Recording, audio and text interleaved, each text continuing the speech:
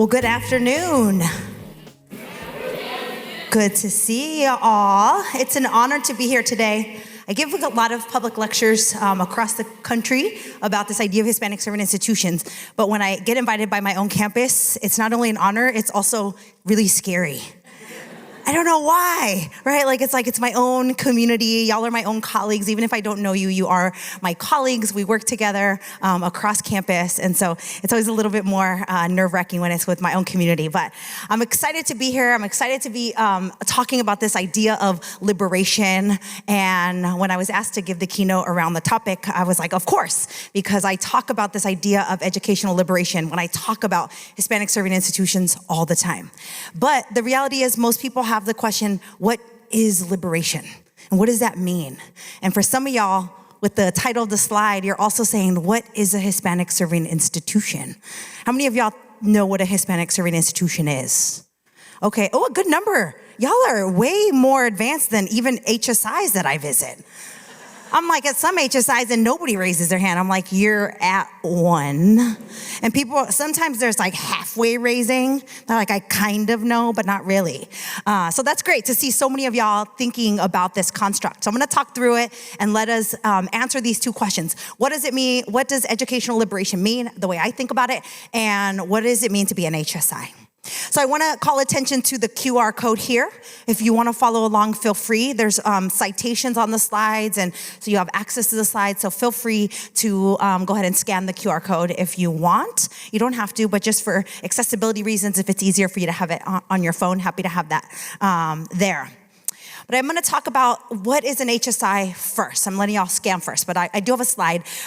Hispanic-serving institutions are federally designated, although designated is a stretch of a word. They're not really designated. They're federally eligible institutions, post-secondary institutions that enroll at least 25% Hispanic, Latino, Latina, Latinx, Latine students. I think looks like folks have moved on. So the designation has been around since 1992. So we're at about 30 years almost more than 30 years well, they got designated in 1992, funded by 1995. So we're at 30 years of funding for HSIs. And what the funding is actually, it's the federal money that falls under the Higher Education Act that allows institutions to compete for federal dollars in order to implement innovative programs for their campus to become more Hispanic serving. Of course, we all know what's going on with the federal government. So is there still Title V money? We don't know. At this point, we're not really sure. And so HSI is in an interesting place because it is a federal construct. It is defined by the Higher Education Act.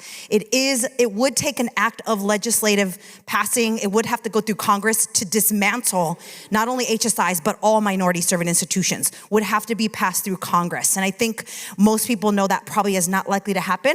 And this administration doesn't seem to be moving that direction of either dismantling the Higher Education Act or minority-serving institutions. But what they are doing, as we all know, is starving us from the funding, right? So keeping the funding from us. So that is the important thing. Now, the reality is this is a federal construct. HSI, you're become eligible because you hit the 25% enrollment, and you become eligible to compete for these two-stream pots. Well, there's other pots too, but Title III and Title V, primarily of the Higher Education Act, where people pursue funding specifically to implement programs for Hispanic Latino students. But the reality is, because of the 25% enrollment, whether it's a federal designation or not, 25% is 25%. The students will be here regardless, right? So I tell all HSIs now at this point, I don't care if you get grants. I don't care if the federal government sends you a letter and says you're eligible. This is the population you are enrolling. So you can clap for that. It is true. It is true. And if you don't believe me, let me show you the next slide. Well, here, first of all, 602 HSIs. All right, 602 HSIs, that's 20% of all colleges and universities. Historically Black colleges, for a comparison, most people know HBCUs. For a comparison, there are about 100 HBCUs. So 600 HSIs and 100 HBCUs. HSIs at this point are the largest number of any of the minority-serving institution, right? So they're not going away. This is the population that will continue to enroll in post-secondary ed. There's actually data that are showing we're at the enrollment cliff, and I'm sure we're gonna start having these conversations here on campus. We've hit an enrollment cliff, the demographic cliff, where we're gonna start to see enrollments decline, and most demographics are going to be declining in enrollment. The two populations that will continue to enroll in colleges and universities at an increased rate are Latino students and mixed race students. So to think that this is going away is to not follow demographic trends, right? This is the demographic trends. So we know that Latino students are going to continue to enroll, and hopefully we will hit the 25% eventually. Here at UC Berkeley, we are not there yet, but we are actively moving that way. And the students that enroll that graduate from high school every year from California, it's about 54% Latine identified. So this is our population. If we're not thinking about this, we're going to miss the train. It's going to take off without us, and the reality is this is who our future is, right? Latino students. So here's some more data for you. Community colleges in California, there are 116, 108 of them are HSIs. Some of them are upwards of 70% enrolling Latino students. 70 and 80%, some of them. So they're very high enrolling. And those last 8 are all at about 23, 24%. They're all trying to hit that 25 so they can say they're HSIs. But the reality is almost the entire community college system at this point. Cal State University system, 22 of 23. And the 23rd campus is the Maritime campus. So, there are a small campus, they're a unique campus. So all of the large, big Cal State universities are now HSIs. So they're an HSI system. We are at, I don't know, I say 7, I don't know. This number's really awkward. We're in this weird race. And the race includes UC San Diego, UCLA, and UC Berkeley. And we're in a race to see who can get to 25 first. Now I put 7 because San Diego, they say they're at the 25. We haven't officially heard the eligibility, and UCLA is very close. We will only get to 9 because you have to be an undergraduate institution to become an HSI. So we will never get to 10 because UC San Francisco will never get there, right? So we're in this race to finally get San Diego, UCLA, and UC Berkeley over the number so that the entire system will be able to identify as a Hispanic serving system. So we are thinking about it. And so this is the reality, 167 HSIs in California. That means 30 of the private institutions. This is just public. This is just public institutions. Private institutions are also HSIs and also trying to figure this out. So this is California. And if you're gonna live in California, this is the reality, right? That we are Hispanic serving institutions. We gotta think about it. So I love to see that so many of y'all know what an HSI is, right? And you know that we're already thinking about this and actively trying to move towards this way. Now, the reality is I have this quote from this article that me and my doctoral student, we have under review. And we are talking about organizational change. We're talking about how campuses change in order to be better serving of Latina students. Because if we don't change, we're gonna continue to operate the way we always have, which historically has been through normative structures, colonial structures that haven't adequately served our Latina students. Because if they did, they would be here. They'd be here and they would be succeeding at 100%, right? So we know that we have to do better, even just to get them into the door, right? Making sure that we're enrolling the percentage that would reflect the state populations of Latina students, which is not currently the case for UC Berkeley. We don't currently reflect the state of California. So we have to think. But the reality is the becoming process that's complicated because becoming could mean we're hitting the 25% marker. Right? That's becoming, but really what this quote is getting at is it's a process of becoming and changing and being something new. But then I ask at the top here, but we're really, or I think that this is called becoming Hispanic enrolling.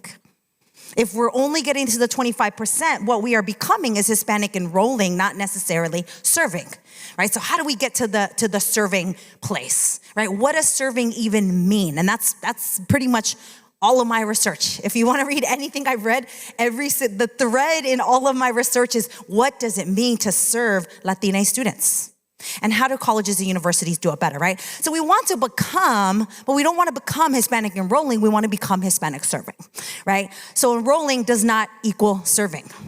And this is pretty much across the board. Most people agree with this. I haven't found anybody that said, well, yeah, at least we're enrolling them. Now, I would say that's true, because providing access to higher education is important for minoritized populations. So yes, enrolling actually is a piece of serving, right? But it doesn't fully equate to what many people want it to mean, when we think about what it means to be Hispanic serving institutions. So this is the servingness framework, right? This is the construct that most people in HSI conversations, we now use this term servingness. It's the S in the HSI. How do you elevate the S? How do we serve our Latine population?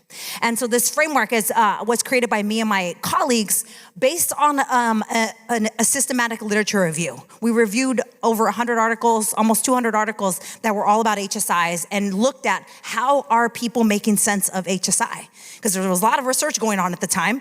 And since then, it's actually doubled. This was published in 2019. And me and my grad students are working on the second iteration right now. And we've seen just as many research articles produced since 2019. So hundreds of articles are being written about this idea of HSI. And so we conceptualize what it could mean to serve based on all these different research articles. And so the center part, that oval part, that's what I call the institution, right? That's us. That's UC Berkeley. What we do matters to the serving, right? Whatever we're doing here is going to affect whether or not we can say we actually serve this population. Now, what we're talking about here, I'm not going to talk about all this because every single dimension of this I could talk about for an hour, y'all. You don't want me to do that, right? I won't. But the culturally relevant curriculum and pedagogy, that's the piece we're going to talk about, right? That's what we're talking about today. And in general, I'll talk about when I think about this idea of liberation, right? Now, one of the things I often say is you do servingness where you are at on the campus, right? Because people want to change the campus dramatically. And the reality is colleges and universities don't change very quickly. I think we all know that. They change very slowly. The research actually says it takes 10 to 15 years to actually see dramatic change in a college or university. It also says that presidents actually go in and out of universities about every 7 or 8 years, which makes the change even longer because usually the president, for us, it's a chancellor, but usually the president or the chancellor is driving that change, right? They're leading a lot of that change. So it slows down even more if we have in the middle of a 15-year move to become really a Hispanic serving institution, we get a new chancellor, which we did. Right? When UC Berkeley decided we were going to be an HSI, we did have a different chancellor. So we have a new one, and so we have to, convince our new chancellor that we want to be an HSI, and we should think about HSI, right? So change takes a long time. And so I tell people, don't worry, it's all good. Do servingness where you're at. And so those of us in the classroom space, that's the space of servingness. You do servingness and you do HSI in your classroom. And other designations are also here at UC Berkeley. I don't know if y'all know ANAPISI, the Asian American, Native American, Pacific Islander Serving Institution designation. We are designated as an ANAPISI. I see some head nods. What does that mean? It means we got to think about how we're serving our ANHPI, which the NH, the Native Hawaiian population, is quite small. So there's that we have to think about. There are some populations that are quite small on the campus. So what does it mean to serve the larger umbrella of the student population, right? And so your space of servingness is the classroom, right? That's where you do HSI. That's where you do ANAPISI. That's where if we move towards the Black Serving Institution, have you heard about that one? That's a new one. Black Serving Institution is California only, 10% enrollment of Latine students, or not Latine students, Black students, or 1,500, and you can apply for the Black Serving Institution designation. So there's all these designations, but the reality, all of them are working towards the same thing. How do we change what we do so we better serve our students, right? Because if we continue to do what we've always done, we're going to continue to see the same outcomes. And we know that, right? So the stuff at the bottom, these are the outcomes. These are the measures. These are called the indicators of serving. So if you change what you do, how are you going to measure it? How are you going to know you're doing servingness? Now, the centerpiece, the academic outcomes, those are the ones we all know. We work towards those. We have good data on those.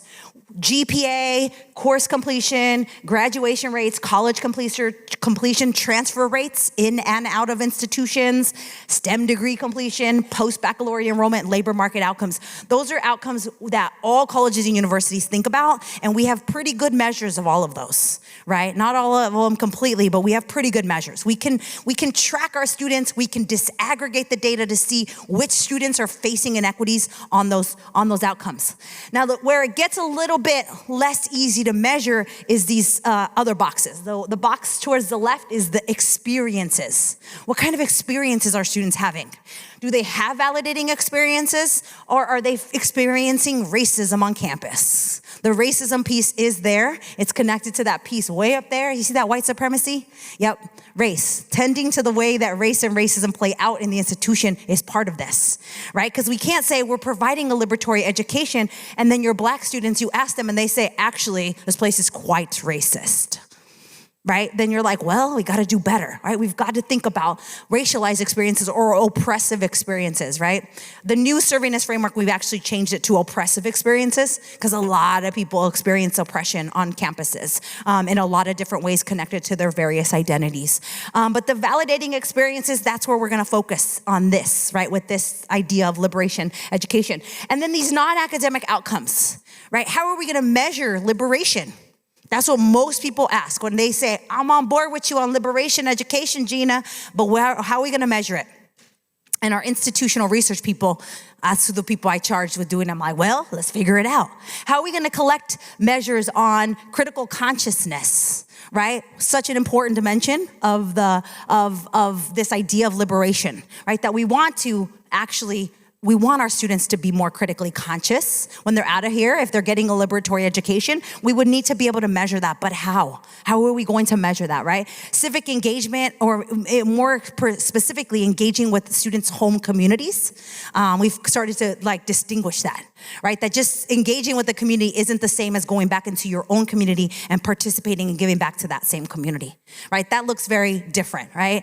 So that could be that. It could be racial ethnic identity. It could be social agency. Just feeling like you have the agency to move and make decisions around some of these issues, right? So this one is what I'm going to talk about, right? With the liberation is how do we measure liberation once we do liberation?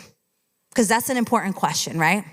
Now, the structures for serving, these are some of the main ones, right, if we pull them out. But like I said, curriculum, pedagogy, course offerings, this is what we're talking about today, right? What we do in the classroom as people who are trying to think about serving not only Latino students, but all of our students of color.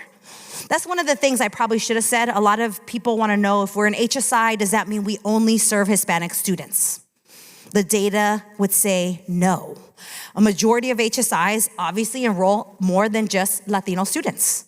They're enrolling a good percentage of students of color. But what we're seeing is that on trend, we're about 75% of many HSIs are students of color.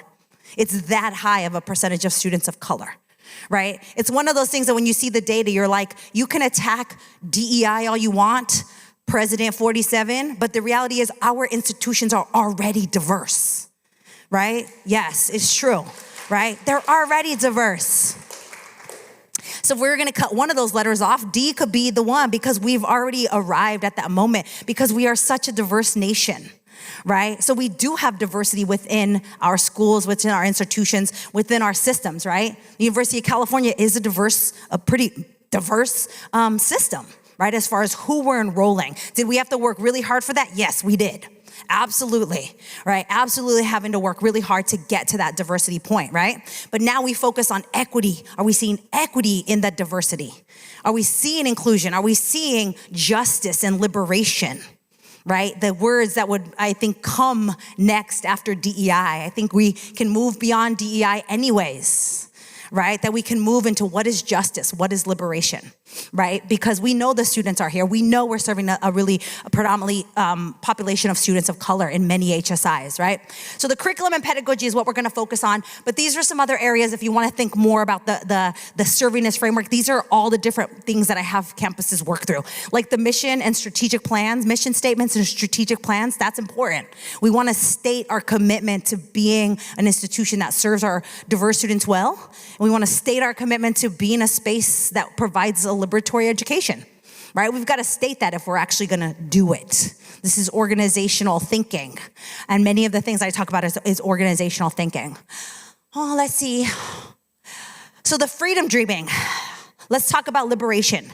In the book, Transforming Hispanic-Serving Institutions for Equity and Justice, I basically provide the freedom dream, drawing on Robin G. Kelly's idea of freedom dreaming, about this idea of abolitionists. If y'all know abolitionist work, the idea of abolition theory is that you would abolish systems that are not working for people, but that you would recreate new systems that do work for people, right? And a lot of the abolitionist work is done within prison systems, within the carceral system, right? So dismantling the carceral system as it currently is and thinking about what is a better way for us to think about our futures, right? So freedom dreaming about what colleges and universities could be is where the book takes us. What could they be if we embrace this idea of it being a Hispanic serving institution, an Anna Peasy, a Black serving institution? What could it be? So some of this is that we have to freedom dream. So I asked the question, how does the classroom become a space of liberation? Right, and I have a QR code here. There's an article that would link you to an article where I first started talking about it a few years back, and really it was about the classroom, right? About what if we're thinking about this in the classroom? And how are we thinking about this across the curriculum? Because many places, if you ask them, where does liberatory education happen on your campus? What do you think they will say? Go ahead, yell them out. What do you think? Ethnic studies, absolutely. Is that it? Ethnic studies? See how sad that is? And what if students don't experience that, right? What if they don't actually engage with ethnic studies in a way that they have that liberation? So how do we take what ethnic studies does and put it everywhere? How does it look in math? There are entire books written about social justice mathematics and how you can infuse social justice ideas into a mathematics curriculum, right? You know what that requires? A lot of work on our math faculty. That's a whole lot of work, right? So we need to provide that space and that time and that energy for us that are teaching in the classroom to do that work, right? Because it does take a lot of time to rethink the discipline. And a lot of that research says that you have to critique the discipline. We should all be critiquing our disciplines, because our disciplines were not naturally. This is the freedom dreaming. This is like, I love my discipline, but let me freedom dream about what it would look like if it was a liberatory discipline. So that when I ask, where does liberation end in the classroom, y'all name out, y'all should be yelling out, y'all didn't even yell out your own departments. Just let me be clear on that, right? We didn't even yell out our own departments. Because y'all are like, yeah, I mean, maybe my classroom, but not other classrooms, right? And the thing is, if y'all are here, I already know you're actively thinking about these things, right? You wouldn't be here today if you weren't. And that's when people are like, yeah, but how do I convince the rest of my department? I'm like, yeah, I know, that's one of those questions. If I had the answer, I'd have $1 million. It's $1 million question, right? Of how do we get the rest of the department in? But the reality is with this idea of servingness and changing the entire campus and freedom dreaming about new spaces of liberation is you're gonna have to actually start to work with your entire department to do this, right? Because one course builds on the other and then it builds on the other. So you can't just do it in your classroom. You're gonna have to convince folks, we gotta do this as a department. Right? How does the entire department go towards this? And that's where it starts to be fun, right? About who we're gonna work with in our department, right? So that article, I saw some of y'all scan it, was this blog that I had written several years ago about this idea. So let's go to the foundation of liberatory education, Pedagogy of the Oppressed, Paulo Freire. How many of y'all have read Paulo Freire? I hope I see a lot of hands. Okay, good, a lot of hands. The rest of you not, go ahead and download it on your audio book and listen to it on the way home. Because, by the way, I'm in that reading banned book phase. This is one of them banned books, so read them banned books, y'all. I went to the Barnes and Nobles and they had a whole table of banned books. I was like, yes, It's like, I love this table. Let me just buy them all, right? Like, let's read all the banned books. A banned book. Why? Because it's freedom dreaming. It's a book about freedom dreaming, about liberation in the classroom, right? So this really is, many of us would say, the foundation of liberatory education, right? Written in 1970 and been reproduced many times in many of languages since, right? Because it's such an important philosophy, right? But Paulo Freire, who was Brazilian, talked about liberation in the classroom, right? And said many of things that are important. Things like oppressed people should not have to rely on the oppressor to uplift them. That the oppressed people can uplift themselves. That's the empowerment, right? That's the empowerment. So there's that, not saviorism kind of stuff, right? This isn't saviorism. This is empowering our students who are in oppressed spaces, perhaps, have oppressed identities, to empower them to uplift themselves, right? But he also says side by side together, right? Oppressor and oppressed working side by side together, right? That it is all of our work, that it is allyship that comes into this kind of work, right? He also talks about once you become liberated, that you can't then oppress others. We could name many examples these days of what that looks like, to have formerly been oppressed and now be oppressing others. That happens, right? How do you lift yourself up and then not continue to think about empowering others, right? The lifting as we rising, right? Because there's definitely some of that we see happen, right? That once you become liberated, you are not reaching back down and helping others, right? So Paulo Freire would be the birth of a lot of this thinking, right? So one of the real key outcomes he talks about is this idea of critical consciousness, right? So whenever I talk about how we're gonna measure liberation in the classroom, we're gonna have to measure critical consciousness. Like, that's hands down. The good news is there are at least 4 scales that I know of for measuring liberation. So the folks that are like, but we're gonna have to measure it, I can give you the scales. They have been created by ed psych folks who have validated them and tested them over and over again so that we know what does critical consciousness actually look like and how are we going to measure it, right? And so we can measure it. It's not something that we cannot do, something that we have to be committed to doing, right? And that would be the quantitative measurements. But we know qualitative measurements also matter, right? That would be only one way that we can measure critical consciousness, right? But the critical consciousness would be to understand self as oppressed and or oppressor, and society as oppressive, right? Acknowledging that society has been oppressive to many, almost all of us, right? For sure. To recognize social inequities that result in marginalization, violence, and exploitation. Right, that this results in really dramatic outcomes, right? Violence and exploitation are really big outcomes, right? For people that experience oppression, right? So it'd be this idea that we allow our students to reflect, right? The praxis comes into play with liberatory education, to reflect on the world with the idea of changing it.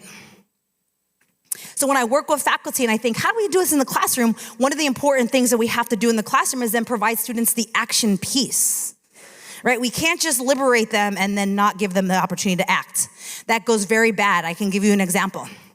When I arrived at the University of Pittsburgh several years ago, I arrived to a predominantly white school of education, and I was a Latina, only Latina in the school, one of 4 people of color in the whole school, and there was this class in the books called Race and Racism in Education, and they were like, Gina, can you teach this class? It hasn't been taught in years, and I'm like, sure. So they put it on the books and it fills up immediately. Students want this course. They haven't had the opportunity, right? So I'm like, all right. I mean, I got people knocking on my door like, can I add your class? It's full. I'm like, sure, right? Like, I'll take anybody. Let's talk about it, right? So I teach this class and I convince them that racism exists, y'all. And it exists in education, right? But by week 13, they're just exhausted, right? They're like, oh my God. Gina's changed, I'm not even gonna say changed our lives. Gina ruined our lives. I ruined their lives. I have one student that's like, I like to watch reality TV and now I can't watch reality TV because you taught me that racism is everywhere. I'm like, I mean, it's true, but you can still watch reality TV with a critical lens, right? But they were at that point feeling like you ruined y'all, I'm not even kidding. There is a Facebook group called Gina Ruined Our Lives. There is. I don't know if it still exists. Haven't been on Facebook in a long time, but there's a Facebook group, right? For this one particular class. And it was like, you ruined our lives because you taught us this, right? Now, towards the end, I was like, that's bad pedagogy. I probably shouldn't. That's not critical consciousness. That's exposing them to like real realities without allowing them to reflect and take action. Right? And so I didn't want that. So in those last, few weeks when we realized we kind of messed up pedagogically, we're like, all right, let me do something about this, right? So that final couple weeks, I was like, all right, let's do something, right? Like, what can we do? Like, your final project is like, do something, right? Like, let's come up with different things we can do, right? So students started being creative. Like, one student's like, well, I want to write a letter to the dean about the fact that we don't have really good courses in the school that address people of color, right? I was like, that's a great action piece, right? Like, yes, write that letter, right? Somebody else is like, I want to write that letter with you. Let's make it a joint letter, right? I'm like, there we go, right? So they start brainstorming these different ways that they can act, which was helpful because they were in that place of like, I don't know what to do, right? You've exposed me to all of these things and convinced me that racism is so real that it's acting out right now in the current space, and now I don't know what to do about it, right? So there's that, right? That we have to have the critical, the reflection and piece for action, right? So keep that in mind. Don't be the person that ruins anybody's lives, okay? Now, the second person that I would say people would draw on, right, theoretically, is bell hooks. How many of y'all read this one? Teaching to Transgress. Yay, I got some clappers. Y'all like this one, yeah? Bell hooks is amazing, right? Bell hooks nods completely to Paulo Freire, right? Bell hooks talks about Paulo Freire in Teaching to Transgress, right? Saying that Paulo Freire really is the foundation for a lot of her own work, right? So definitely all of the stuff that Paulo Freire talks about is threaded within bell hooks' work, right? And she moves into this idea of engaged pedagogy, right? Like thinking about what does that look, right? I like this quote. It said, making the classroom a democratic setting where everyone feels a responsibility to contribute is a central goal of transformative pedagogy, right? Because that's something we got to think about, right? It's like, how are we engaging everybody? I think about that all the time. As I don't know about y'all, but there's not ever full engagement by everybody, right? Like, how do you get to that full place, right? I definitely feel like sometimes I'm missing a few. Like, what do I do? What do I do? Why am I missing a few, right, that haven't fully engaged in this work, right? So this is a constant sort of process, right, of trying to get to that point. Let me check my time, make sure I don't go over. The other thing she talks about is she talks about many things, as y'all know, but changing both teachers and students' colonizing mindsets is essential to the process of decolonizing our classrooms. This is painful for all. This is exactly what I was talking about, the pain of my students, right? That changing their mindsets was actually a struggle for them, right? And they struggled through that. But it's also can be a struggle for us because we also are a part of it, right? That's what would make it a fully democratic process, is we are just as much a part of this process, right? So how do we do that kind of work, right? So she talks about different things, engaged pedagogy, embracing change, right? And really thinking about this idea of our diverse classrooms and knowing that everything we do is political, right? That classroom space is 100% political. So to think that we can't bring identity and students' lived realities into the classroom is to say that we think that the classroom is not a political space. It is, right? So we can and we should be bringing their identities and their lived realities into the space, right? This one, maybe y'all don't know this one this author as much. This is Laura Rendon. Anybody read Laura Rendon's work? No? A couple? Okay. This one is a really great book. Senti Pensante, which is basically sensing and thinking together. And she moves into this idea of mind, body, spirit pedagogy. Right? How do we and she talks about the ancestors. I mean, calling in the ancestors when you're teaching, y'all, that kind of stuff. Right? Like, how do we do that? And how do we allow our students to do that? Because they want to do that too. Do it with them. Allow them that space. So she really gets into like the mind, body, spirit pedagogy, but also draws on the previous two, right? So this is we all been thinking about this for a long time as in ed school and really drawing on different things, right? I want to make sure I get through some of the next few slides. So let me move. Hey. Oh, go back. There's me. Have y'all read my book? No? Yeah, anybody read the book? All right, a couple. All right, there's another assignment. I don't think it's an audio book yet. They were trying to make Becoming HSIs. This is Transforming HSIs. I'm drawing on all this previous work, right? Like, of course, I didn't make up any of this. I'm drawing on all these ideas and thinking, what does it look like in an HSI space, right? How do we do this in an HSI? And a lot of pedagogy work and the liberatory education work has been done in a K through 12 setting. right? Scholars that write about this often write about it in K through 12 settings. And I bring it in many ways, into our higher, right? What does it look like in higher ed? Right? Because it does look very, very different from us. Now, I break up the book in two ways, right? And this is when I'll do workshops on this topic. I get faculty to think, okay, curriculum, what you do, what you're teaching, right? What we teach, right? I was like, not what we do, what we teach, and the pedagogies, what we do. Right? I was like, that didn't come out right. So the what we teach, right? And some people spend a lot of time on just redesigning their curriculum, redesigning their syllabus, that kind of stuff, and not thinking about the way they're actually delivering it, right? Or some people think a lot about the delivery, the pedagogy, and not thinking about actually changing the content. Right? That's continuing to teach the same stuff that we were taught. A lot of us draw on how we were trained, right? What we were taught. And then thinking, well, let's see, if I pedagogically change, will it change the content? Not necessarily, right? We actually have to think really simultaneously about both, right? And in the book, I talk about curriculum as being a departmental sort of process, right? That's where I brought that up of you might have to think about, working with your colleagues on this. That changing the curriculum is something that we do across our department, right? Because it is often created in community with our colleagues, right? What we're offering, right? So what we're offering, right? And then the pedagogy here is how we deliver it, right? What are we doing in the classroom? What is I call it in the book a philosophy, right? It's our philosophy of teaching, right? That statement we have to, submit when we apply to jobs, that teaching philosophy, right? It's oftentimes the pedagogy, right? Our philosophy of it without necessarily thinking about the curriculum. But what I'm encouraging you to do is think about both, right? And I think that distinguishing that for a lot of people often, it clicks for them. They're like, I hadn't really thought about it that way, right? That there's the both, right? We have to do both of them, both and, as we're thinking about this. This is a figure that's in the book, and it's just a lot of the research basically says the same thing over and over again, right? One that I always remind people is that relationships, one of these, where at the top, relationships, building relationships with students is basically, and anybody that's writing about this kind of work is that's 101 stuff, right? Building relationships with your students, just getting to know them is important, right?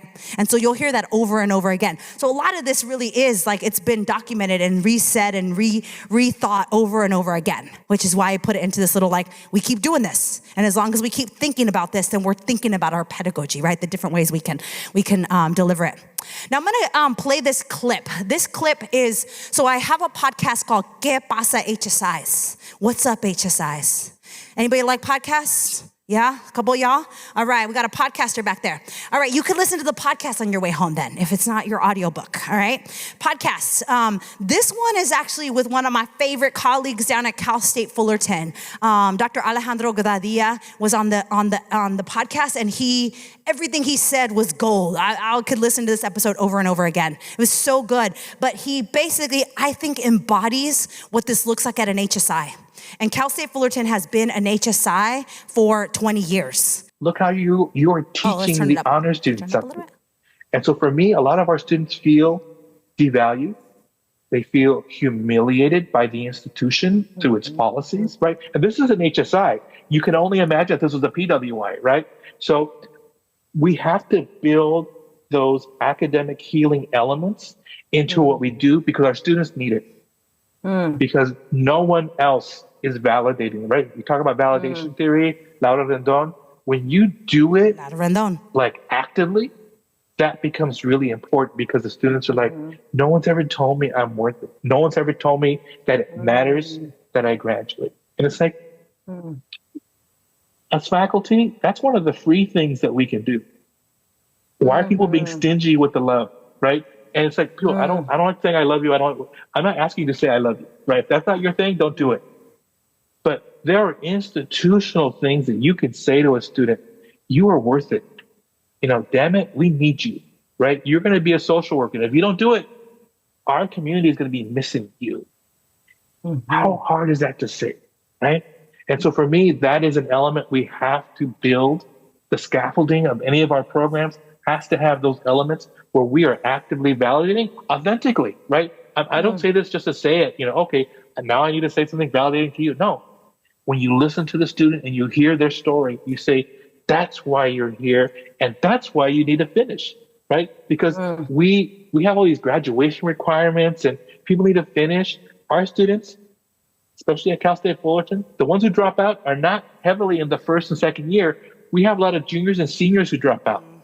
And they literally are giving the campus the middle finger and saying, I don't need this disrespect, right? You are disrespecting me at every single level. I'm getting the hell out of here. And it's like, then those students come back and they're like, okay, I'm at a different place now.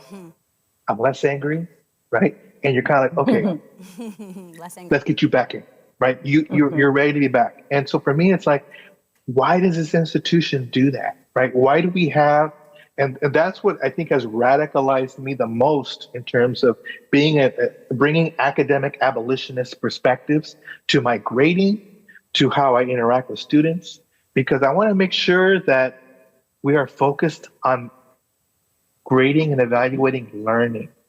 But we tend to grade and evaluate the policing methods that we use on students. And so for me, that has totally transformed how I look at my role and how I see students in the learning process.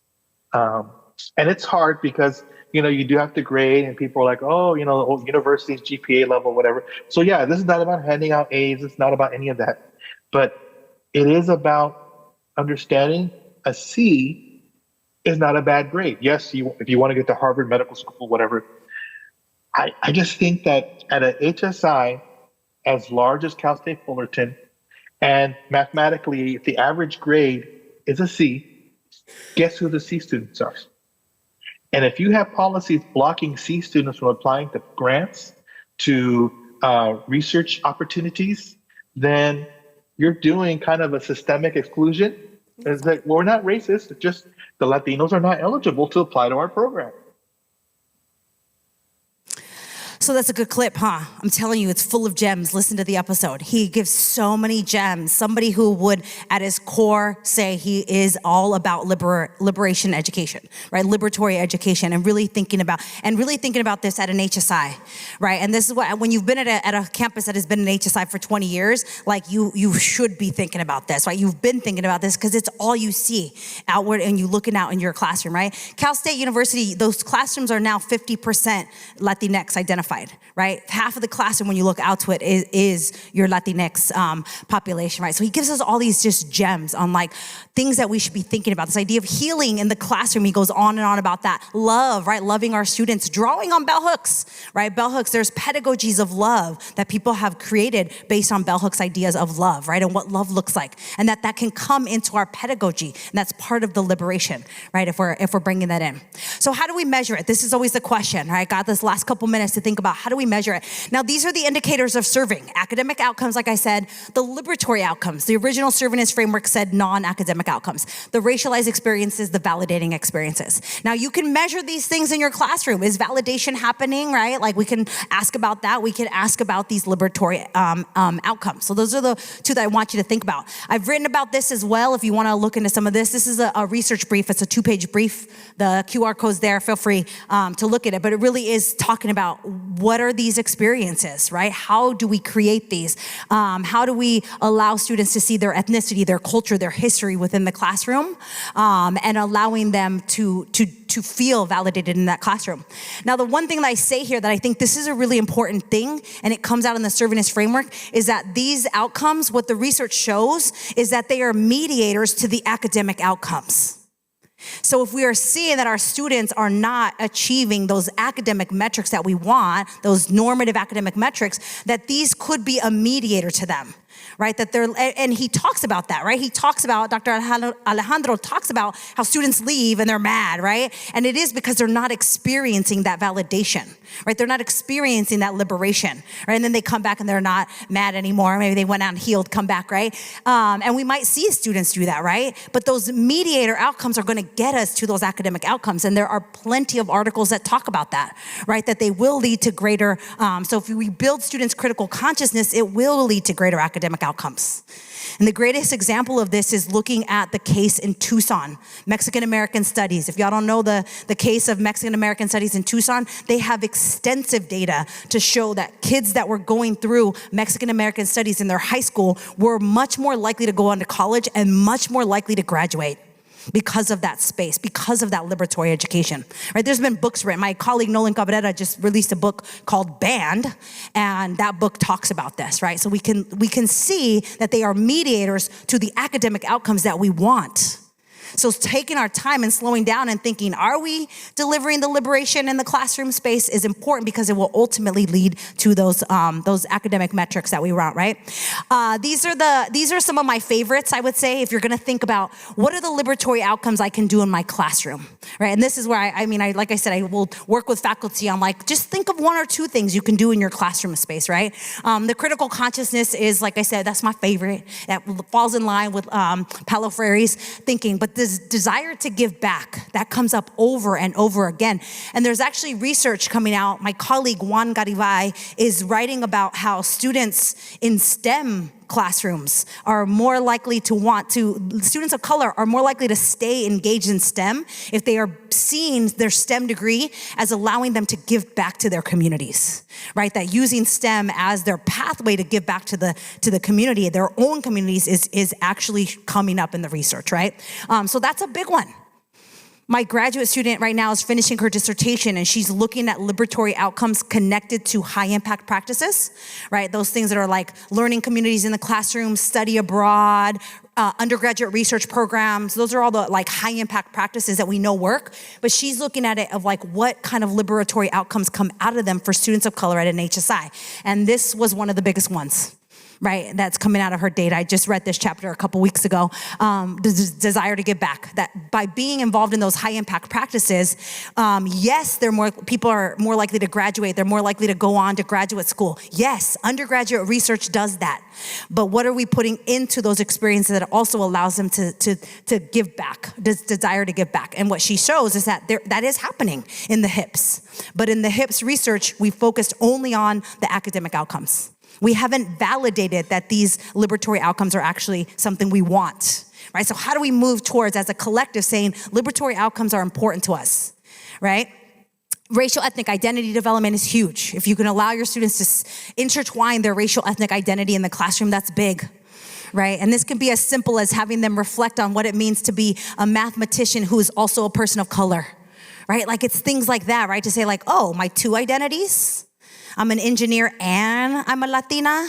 Well, that's complicated. Let me write about it, right? Reflecting on that and allowing them to see that those identities can interact, right? And they should. They shouldn't be separated in any sort of way, right? Political activism, right? Allowing students to, that's that oppressor and oppressed, like it shouldn't be saviorism, right? We're not lifting students up. We're empowering them to think about how they're going to lift themselves up and their own communities. So these are just a few, but there's many ways we can think about how are we measuring this. These can become your learning outcomes on your syllabus, right? That this is an outcome I want to come out of my classroom, right? Because if it's not in learning outcomes, we might not be doing it, right? Then we put it there and we're like, well, we have to actually think about how we're doing it. Now, this is another episode of Que Pasa HSIs. And in this one, and I don't think we capture it here, but I'll play it. It's a short one. In this episode, the guest, Patrick Velasquez, who's part of the San Diego Concilio for Chicano Latino Education and Higher Ed, he talks about how San Diego State actually made a liberatory outcome one of the core learning outcomes across campus. That's powerful. So if we can get UC Berkeley to say one of our important liberatory outcomes or one of our important learning outcomes is liberation, then we all now are required to do it, and we're going to be evaluated for it when we go up for merit. That's what they did at San Diego State, that it's now one of the core outcomes. This idea of liberation is one of the key learning outcomes, right, for students. I'm not going to play it. Y'all going to have to just listen because I see I only have 4 more minutes.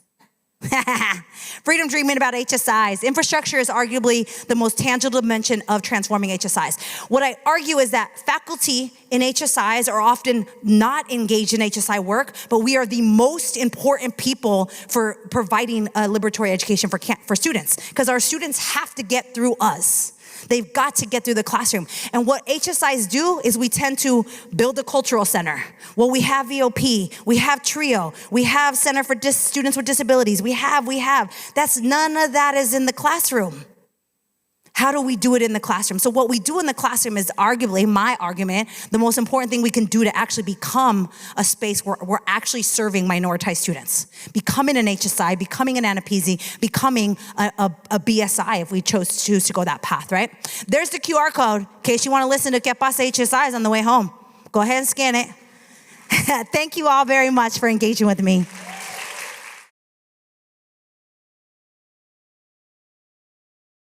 If anybody has a burning question, but I'm also happy to hang out and answer questions after. Or if anybody has a comment, I always feel like it's so uncomfortable. You're like, I don't have a question, but I want to say something. Say it. There's the microphone. Happy to hear it. Thank you so much. That was really exciting. Question I think probably a lot of people in the room have. How do we begin to defend liberatory pedagogy against the state's claim that now precisely this pedagogy is criminal, that it's antithetical to civil rights and fundamental American values? Yeah. I mean, very interested in hearing your thoughts. I'm sure you have a response. Yeah, for sure. I get asked all the time, how are we going to do this when we're in this current climate? My response is that, remember when I said pedagogy was our philosophy? My response is that nobody can take our philosophy from us. Nobody can take our mindsets from us, right? The way I show up in the classroom is the way I show up in the classroom. That's my mindset. That's my approach. That's my philosophy. And no one can take that from me. There's no anti-de-ed legislation or no whatever it may be that says I cannot be who I am in the classroom, right? So my response is, if this is at our core, who we are and what we're about, then there's no policy that can take that from us. And I want y'all to think about, like, that's how we have to show up courageously in the classroom right now, is like, this is how I teach. I don't know how to teach otherwise. It's the only way I know how to teach, right? And that's why I wanted to also distinguish between curriculum and philosophy. Because the curriculum we could go through and they could attack that much more clearly, right? There's a lot easier way to attack that. But what I value, you can't take that from me.